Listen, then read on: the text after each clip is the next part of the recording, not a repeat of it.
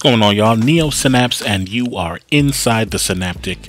Today's DCUO video is about Game Update 43. It is dropping, well, it's after 12 now, so it is dropping today in the morning at 8:30 Eastern. Downtime should be about 5 hours.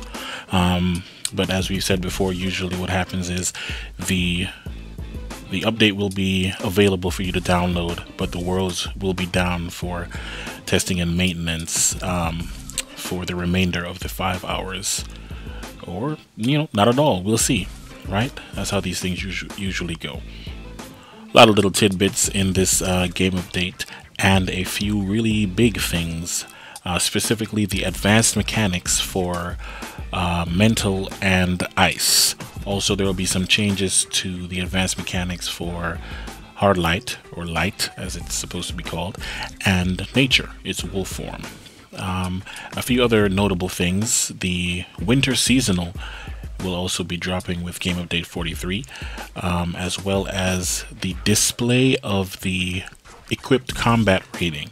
So from now on, you'll walk around and you will see the combat rating of the person you are looking at, as opposed to just the fact that they are level 30. Alright, lots to talk about, so let's get into it. Legends PvE, that is another big thing that is dropping with Game Update 43, and it's pretty much like an event. It's going to be monthly, I believe. You'll be able to use any of your Legends characters that you have unlocked. Each month or so, they'll have a Legends PvE instance to play through, and the first is going to be South Gotham Courthouse. There will be feats associated with this, and they'll be running promos for certain Legends characters during the events, which means some of them may be temporarily available for players to try out, and this includes Legends PvP as well. Because of the nature of Legends and the nature of alerts, the role optional buffs will be in effect in these alerts. So you got to stick close together in order for those to come up. You'll be rewarded marks of legend for defeating all the bosses and completing the instance. Each boss will drop at least 1 mark. There will also be feat points for this, so you can get some skill points from doing this as well. Incidentally, all of the existing Marketplace Legends characters will become unlockable by members in-game for Marks of Legend. So you can either purchase them for on the Marketplace for Station Cash, Marketplace Cash, and it's claimable in all characters, or you can unlock them with Marks of Legend, which is per character. Another thing that's going to be happening, another League Hall environment. It's going to be called Undersea. I did a video about this a while ago. If you want to check that out to see what it's about, you can go ahead. But in addition to on the moon, we will have the reef and trench locations for the League Hall under the sea. Back to the equipped combat rating. Obviously, based on the terminology, it will only be the CR of what the player has equipped. So it does not mean that that's the highest CR that player has gotten, but it is based on what they're wearing. So that's what you should be expecting if you pick that person up in LFG or whatever the case is. Also coming with that, reset content loot locks for group members. So if you're in a group with somebody and you're loot locked from something, one of your group members can pay for you or pay for all of the people in the group, or you can do the same for them, which is pretty cool.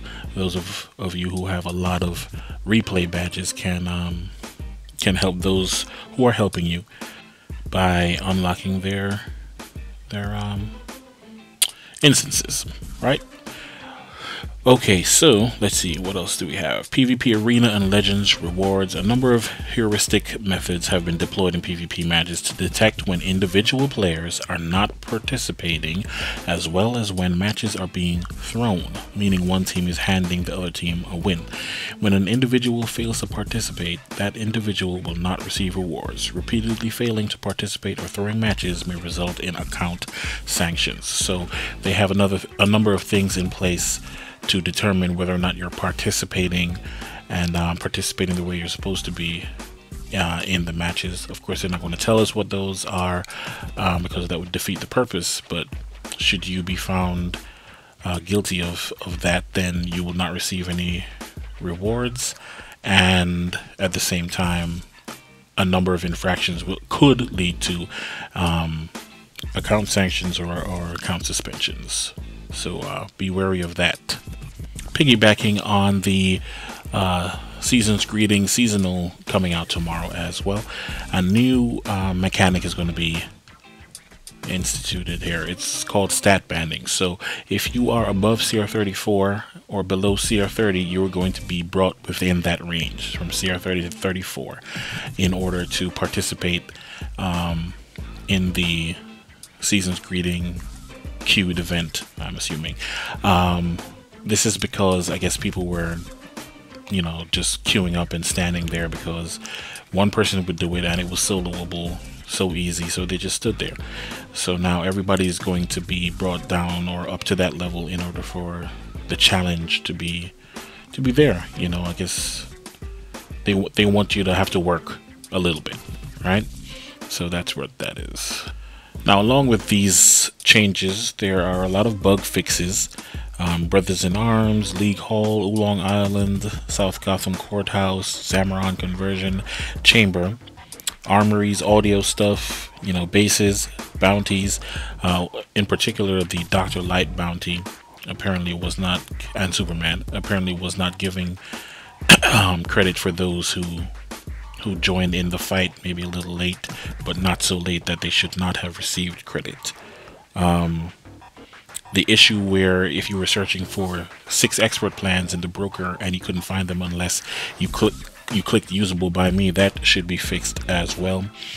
The issue in the duo Spark of Parallax where 2 of the members of the team there could get the spark, that's fixed as well. In addition to now when one person has a spark and the health drops to half, they provide some healing to the person that does not have the spark. Most consumable items with a ranking of tier 2 and above now have a minimum required combat rating. Consumable items that cause self-healing only, specifically soda colas, may still be used if you do not meet the CR requirement, but the amount of health and power they restore will be capped to the maximum qualified tier.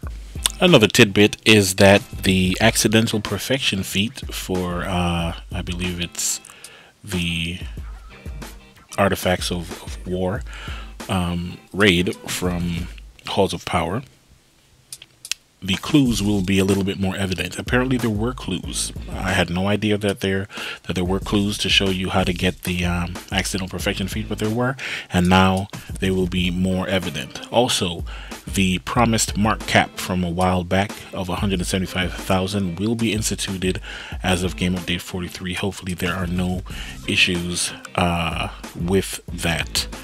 Let's see. Tactical mods have been removed from the older unused versions of PvP armor for consistency. A lot of people have been complaining about some of the audio issues with skimming, things are too loud or stacking or what have you. A lot of those are going to be cleared up, and yeah, basically a lot of bug fixes. One thing of note I should mention, the Vexer amongst others will be a little bit more active now when they come to Carol Ferris's aid. Now, as most of you know, the Vexer, that ad drains your power, especially if you're a rage tank or what have you. That could be a problem, canceling rage crash or giving power, or if you're running a solo healer and the healer has no power, then that kind of thing. So be wary of that. Make sure you burn that Vexer down as soon as possible. On top of that, a lot of the glitches, we'll call them, that were used for the final boss, either with Wonder Woman or just with Carol Ferris, have been fixed. So be on the lookout for that. We're all going to have to do it straight up now unless another glitch is found, of course. But that's the nature of the beast when dealing with computers and whatnot. These things, they do pop up. Anyway, those things will be fixed. Now, there are a lot of new and notable changes to powers. Fireball and Frost Snipe, the single target taunts for fire and ice, were not working properly, so they have fixed that. They should now taunt properly. PvP construct combo versions of Chainsaw and Hand Clap for the light power are now vulnerable to counter mechanics. Spikequake was not receiving the Weapon Mastery crit bonus, and it will be now. Ram and Impact, they've changed the damage cones so that at long range every target will be hit twice for both those moves. For Mental, Bastion is now going to give the proper amount of power back in PvE. It was not doing so. And Thought Bubble will now split in control role. It was not doing that before. Now, as part of the advanced mechanic changes for Mental, Mass Terror has lost its damage over time. Shocking, I know, but that is what has happened with Mental. The dot from Mental has been given to Pyro. So Pyro will now have 3 dots, assuming the target is dazed. 2 dots if the target is not dazed. And the strong initial burst, like after you do a weapon mastery, is also gone from Pyro. But Mass Terror is not weapon mastery crit excluded anymore. But we'll talk about the advanced mechanic a little later. Nature. Savage Growth will now properly knock down nearby enemies when used in healer role. Cross-pollination and Bloom now share the same pheromone stack group. Harvest is now in its own unique pheromone stack group. For Wolfform, they corrected an issue preventing Hop Claw and Double Slash from being vulnerable to block, and they added a 0.4 second wind-up time to Primal Burst. Cross-pollination and Bloom now share the same pheromone stack group. Harvest is now in its own unique pheromone stack group. Now, advanced mechanics. Gadgets: Paralyzing Dart and EMP Pulse, Fires, Flame Cascade and Mass Det, Ice, Arctic Gust and Avalanche, and Mental's Mass Levitation and Mass Terror. They will now grant Supercharge Regen for 4 seconds when hitting a target as part of the advanced mechanic. Another thing that they're doing is, if you are not spec'd into Weapon Mastery, you will receive a crit bonus, an additional 5% chance to crit and 25% crit damage for all superpowers, to balance against the passive weapon attack crit bonuses received from purchasing weapon mastery traits. If you already have weapon mastery, then you don't need to worry about that. You already have those traits. This does not stack. If you choose not to use weapon mastery, that is what this is for. If you are using the advanced mechanic and not using weapon mastery, not spec'd into weapon mastery, you will receive that 5% crit chance and 25% crit damage buff. For Ice, the chill effect stuff, right? Abilities that apply the chill effect now refresh the duration of ice armor. So you ice guys can look forward to that. But be warned that for those of you using Empowered Channeling, Arctic Gust and Avalanche are no longer affected by the Empowered Channeling mod. They've done a lot of changes to Arctic Gust, Avalanche, Cold Snap, and Ice Bash. Most notably, one of those is now a beneficial move that was not before. Trying to find which one it is. Can't find it. Anyway, you guys will see that in the test notes there. I will post a link to the update notes, so you guys can check it out there in the description. Now, for Light's new mechanic is construct combo chaining. So if you can get combos chained for 4 seconds, anything from that point until you get interrupted, as far as infinite chaining, is going to be increased damage. So once you get to 4 seconds, you just keep doing construct combos. Obviously you can't do weapon mastery in between, and you will get more damage from that, but you'll also be susceptible to interrupt more so as well. So you have to be careful with that. A lot of changes to, well, not a lot, but a good amount and some decent changes to mental, excuse me, not mental, to nature, as far as primal wolf form, hive mind, and insectoid form. So be sure to check those out as well. Increased damage in some powers, and primal wolf form now has a power back mechanic. For mental, like we talked about before, they changed Pyron, they changed Mass Terror, but they also changed Mass Lev. Mass Lev no longer has a cast time, and if I were to compare it to gadgets, it's now the equivalent of Paralyzing Dart, whereas Mass Terror is the equivalent of EMP Pulse. Psychic Resonance has been changed to provide resonance as such as gadgets. What is it called? Battle Display. That's what Mental's version is, Resonance. So once Resonance is active, no power is included for the weapon mastery.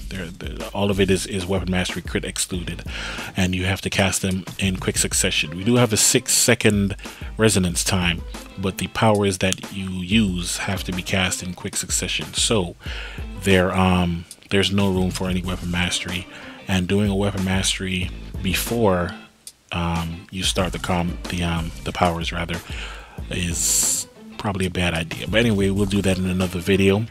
But that's Mental's advanced mechanics, pretty much identical to gadgets without the stealth stuff. Teams in PvP now score 8 points per second when capturing all 3 nodes in both Arena and Legends Arkham Asylum. Teams now score 7 points per second when capturing all 3 nodes in both Arena and Legends Australia.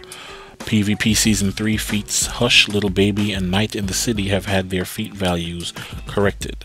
And in a PvP instance, if you go Link Dead, your character will be immediately zoned to your previous location to allow another player to fill your spot. Using a recovery kit will now always show the correct number of items added. That's pretty much it as far as the notable changes. But one more big thing: the two-handed hammer throw that some of you guys were using. You were using in between your gadgets moves, most notably electricity. That has been fixed. Okay, martial arts heavy shuriken and the two-handed hammer throw.